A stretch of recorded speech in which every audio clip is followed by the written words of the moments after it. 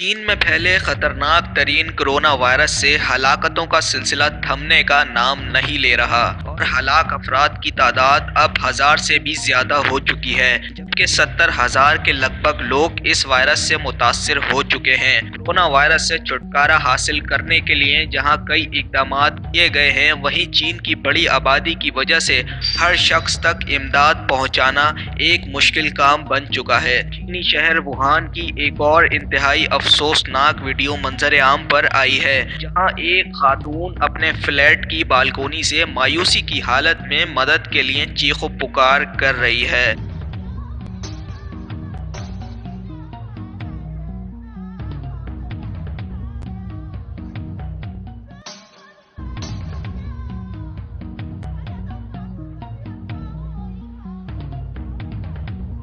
चीनी खातून का मदद के लिए पुकारते हुए कह रही है कि कोई मेरी मदद करे, मेरी माँ मर रही है, मैं खुद से कुछ नहीं कर सकती। चीन में इस वीडियो को सोशल मीडिया प्लेटफॉर्म से हटा दिया गया है। बाद में बताया गया कि इसे अपनी वालदा के बजाय खाला के लिए मदद दरकार थी। वीडियो वायरल होने के बाद चाइनीज मीडिया और हुकूमती लोग इस खातून की मदद को पहुंचे और वुहान शहर के हेल्थ डिपार्टमेंट में इस लड़की की वालदा को दाखिल करा दिया गया है।